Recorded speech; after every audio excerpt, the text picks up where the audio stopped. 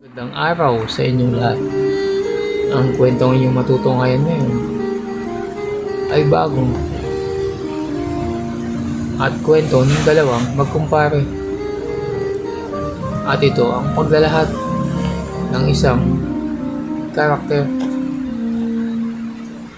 Hayaan niyong ikwento ko sa inyo ang istorya namin ng kumpare kong si John at ang maganda niyang asawang si Joy. Matalik kong kaibigan si John mula pa nung high school.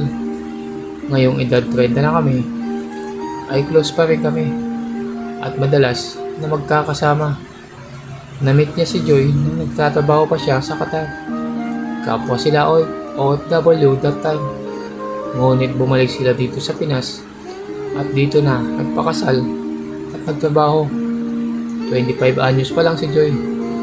Chinita beauty at fair skin ang complexion. Maganda ang katawan. Tamang-tama lang ang bubog nito. At tamang-tama din ang laki ng mga kabundukan.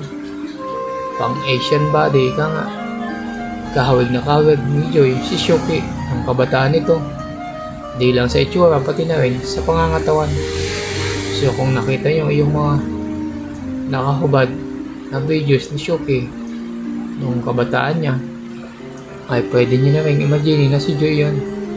Dahil talagang magkamukha at magkakatawan sila at parehas na nagtataglay ng parehong killer smile at killer appeal. Siyempre ako, crush na crush ko si Joy at bogli na bogli din ako. Grabe naman kasi kumaka-smile. Dabas yung katawan niya, nakpo. Parehas kami ni John ng tipo pagdating sa katawan ng babae. Yun bang Asian type? Tamang-tamang curves. Curves lang at makinis. Di katulad ng mga sobrang lalaking wet po at mga kabundukan.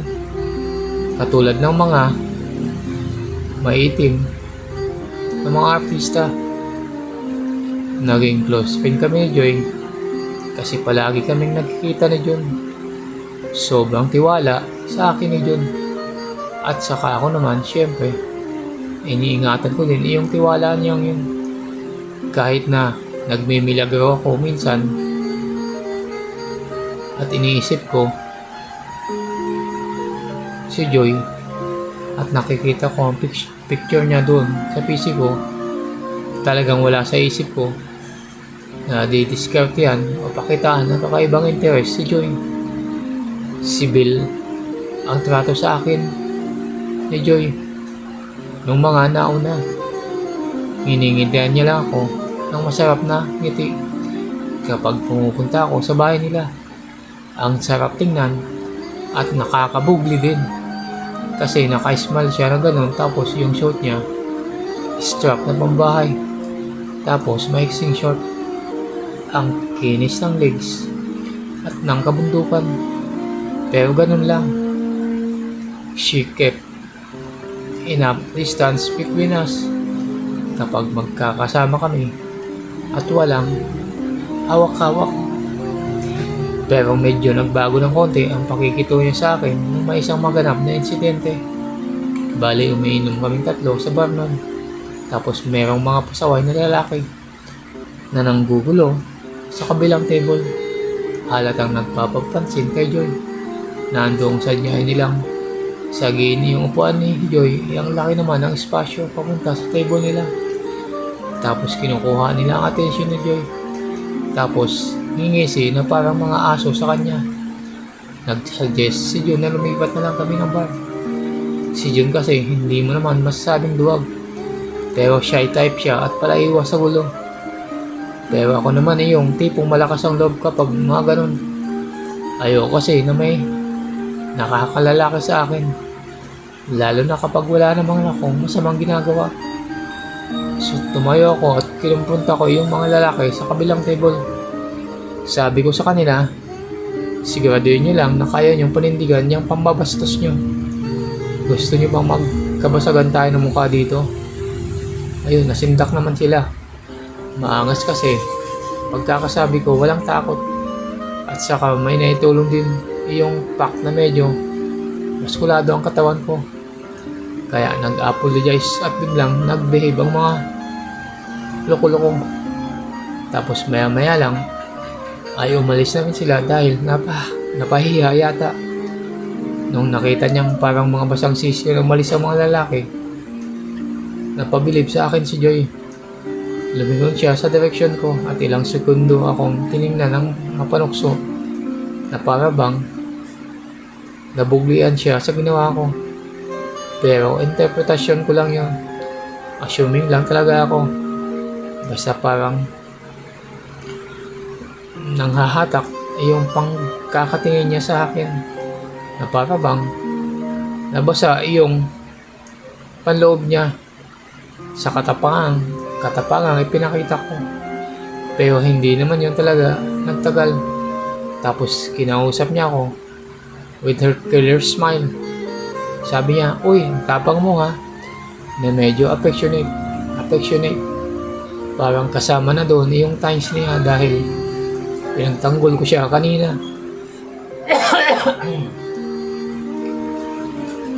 Ako naman, syempre, dahil nasa harapan namin si Jun, ay ayokong mapahiya si Jun. Kaya ang sabi ko, inunahan ko na lang. Kasi kung si Jun ang humarap sa kanila, baka pinagsasapak na nito agad ang mga yun.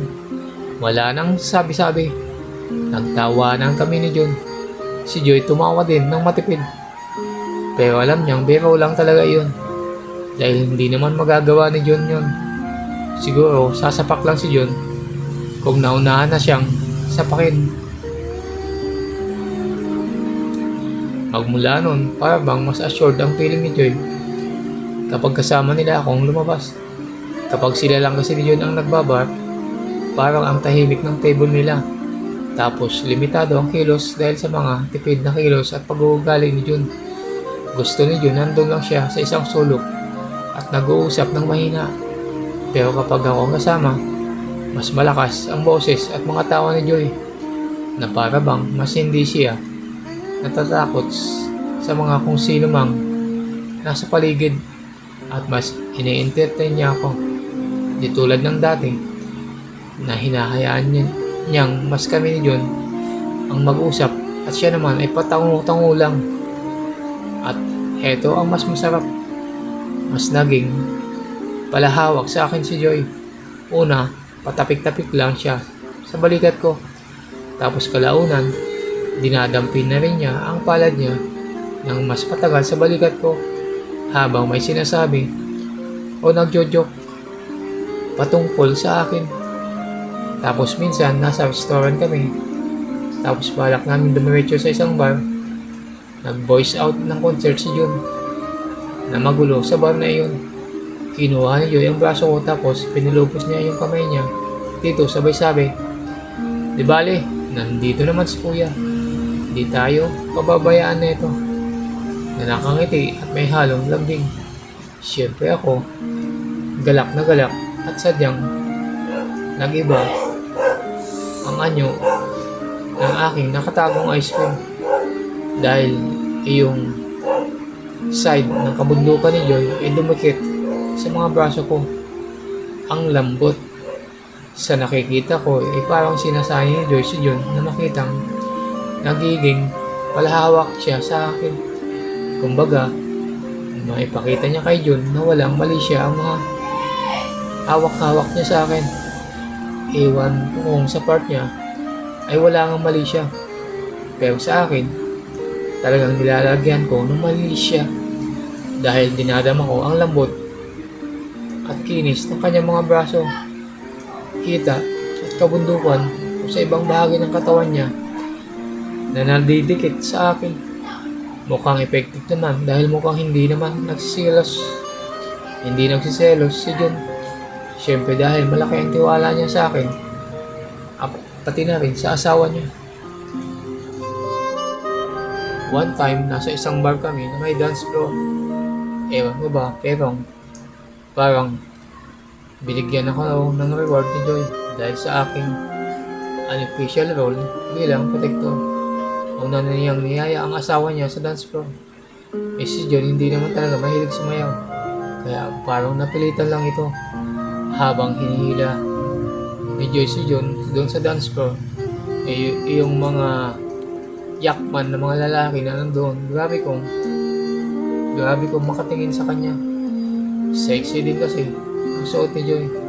Very short dress, nalitaw ang mga legs niya. Tapos low neckline na luwag sa itaas kaya litaw ang makinis. Nakabundukan niya at sleeves.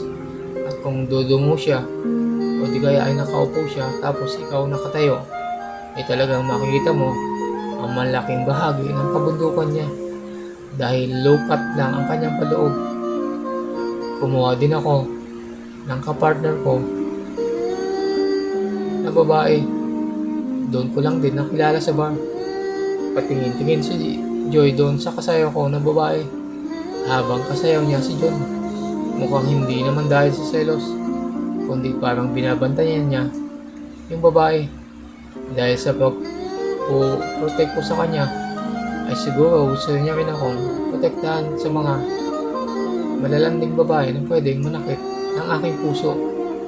Gusto kong i-assure si Joy na huwag siyang mag-alala dahil walang malanding babae ang mananakit sa akin. Baka gawan ko ng kakaiba ang mga babaeng yun. Din tapos, no string attached. Pagkatapos, nang matapos ang unang sayaw, ay bumalik kami sa table para magpahinga. Maya-maya lang ay gusto na uling sumayaw ni Joy. Pero tumanggi na si John dahil pagod na daw siya. Tapos sabi niya, ako na lang daw ang iyain ni Joy. Tumingin sa akin si Joy at mukhang iyong smile niya ay tipong okay lang sa kanya kung ako ang makasayaw niya. At ngayon sa pamamagitan na rin ng kanyang tingin ay tahimik niya rin akong tinatanong kung payag ba akong isayaw siya. Aba, syempre naman, payag na payag. So ayun, tinignan ko si John muna kung seryoso ba siya. Naisayaw ko si Joy. After all, sayaw lang naman iyon. Tumango si John. Kaya ayun, lumakad na ako papunta kay Joy. At this point ay talagang normal na ang pagiging palahawak ni Joy sa akin sa harap ni John. So kinuha niya ang kamay ko at talagang nag-holding hands kami papunta sa dance floor. At kitang-kita yun ni Joy. Habang hinihila ko ni Joy doon sa gitna ng dance floor, yung mga yakman na mga lalaki, kanina na grabe kong makatingin ay umiwas naman ng tingin nung nakita nila ako na ako ang kasama ni Joy. Parang takot yata na ma-open ako. Mukhang napansin ito ni Joy at parang humanga na naman uli siya sa aura ko. Lumingon siya at biniyayaan niya uli ako ng killer smile. Biglang nagpakita bilang pagpapakita ng pagkabilib. Na makarating kami sa dance floor, binitawan ni Joy ang kamay ko at humarap siya sa akin tapos sumayaw na kami. Mostly malinis naman iyong sayaw namin. Tamang hawakan lang maliban sa isang part. Yung part na yun, ang actual dance step talaga ay gigiling ang babae sa harapan ng lalaki. So ayun, ito ang sinasabi kong reward sa akin ni Joy. Nung papalapit na yung part na yun, bigla siyang tumingin sa akin. At kakaiba ang nakita ko sa kanyang mukha na para bang sinasabi niyang, o ano, gagawin ko ba? Ako ay nakangiti lang. Go with the flow na lang. Ayaw kong ipakitang yes, gusto ko dahil nga asawa siya ni John. Pero ayoko rin namang ipakitang no dahil ayokong maging reason kung bakit hindi niya gagawin. Kumbaga, bahala na siya kung anong gusto niyang gawin. Aba, sa kaswertehan ay pumihit pa naman siya at sabay sabit nung kanta. Tapos dinikit niya ang kanyang likuran sa mismong harap ko at sabay giling nga. Todo ang ngiti niya habang todo rin pumapalo ang kanyang balakang at gumigiling ang kanyang puwet sa harap ko. mahaba din yun. Mga 8 seconds. Nakiskis ng todo yung harap ko sa kanyang likuran. Dahil nadala na rin ako ng moment na yun, inilagay ko na rin ang mga kamay ko sa magkabilang balakang ni Joy. Tapos, di maiksi nga. Tapos maiksi nga ang dress niya, di ba? So kapag gumigiling siya, ay umaakyat pa ito. So na-expose yung kanyang upper tights at parte ng balakang niya. Kaya hindi ko na rin natiis ang aking sarili. At nag-take advantage na rin ako. Tinatiming ko ng umangat dress niya. Nilagay ko kamay ko doon sa exposed na balat ng hita niya. Kaya nadama ko yung mainit na balat ng tights niya. At medyo nakupa ko rin yung tela ng suot ng kanyang panloob. Buti na lang, dead man lang si Joy. Mukhang pinagbigyan niya talaga ako. Pero ako, hindi ko rin naman hinayaang magtagal yung kamay ko doon sa ilalim ng dress niya. Kasi mahirap na. Alam kong tanaw kami yun mula sa table namin. Kaya while Joy is gumigiling sa harap ko, kunwari I'm just laughing at treating it without malice. Si Joy ganun din. Pagkatapos ng ginawang pagiling sa harapan ko at sa tapat mismo ng nakatago kong ice cream, nag-blush at nahiya na nung umarap siya sa akin. Hindi siya tumigon sa direksyon ng asawa niya para sigurong sabihin na no big deal yung ginawa niya, na gumigiling for fun lang. Aba, kung for fun lang, sobra pa ang nadama ng aking harapan na nakadikit sa kanyang likuran. Anyway, ganun lang ang nangyari nung gabing yun. Nung bumalik kami sa table ni John, humiwit si John. O mukhang nag-enjoy kayo dun sa dance floor ha. Tumawa si Joy at nag-sorry kay John. Sinabi niya kasi part talaga daw ng song yun. Ako din medyo nag-sorry. Pero tinaan ko na lang sa biro. Yung tipong wala talagang mali siya. Yung nangyari pa sa akin. Pero hulmang-hulma naman ang ice cream ko sa aking harapan. Okay naman yun kay John. Dahil para sa kanya, katuwaan lang yun. Dahil tiwala siya sa aming dalawa. Siyempre, pagka uwi ko, ay gumawa ako ng milagro. Sinariwa ko ay yung lasa na ng pawis niya. Nalagyan kasi ng pawis niya yung mga kamay ko kanina. Dahil nga sa nahahawakan ko siya kanina sa dance floor. Kaya nagpunta ako ng CF at talagang tinikiman ko ang kanyang pawis. Grabe no? Sinariwa ko yung mabangong amoy niya. Pati na rin yung lambot ng braso niya, yung bewang niya at lahat ng nahawakan ko na bahagi ng katawan niya sa dance floor. Lalong-lalo na yung kanyang likuran na maumbok. Habang nagmimilagro ko, ay ini-imagine ko na nasa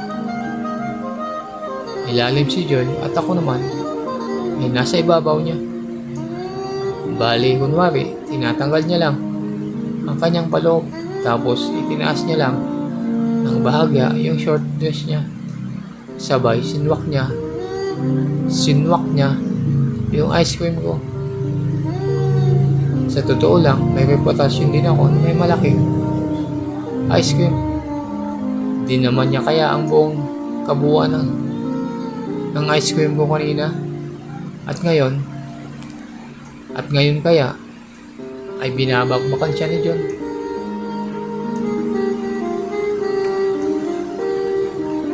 Pagkaraan ng isang araw, hindi pa ako nagsawa at ginagawan ko na naman ng milagro habang iniisip si Joy.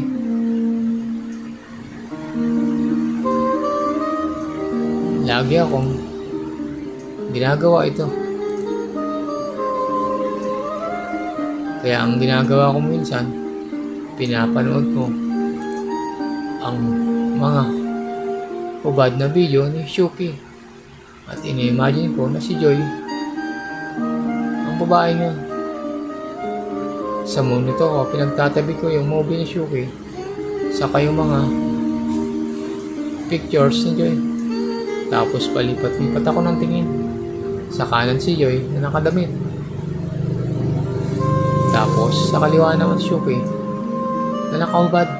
Pero dahil magkamukha sila, ay siyempre pwede kong isipin na si Joy yung nakahubad. Hanggang dito na lang muna ang ating kwento.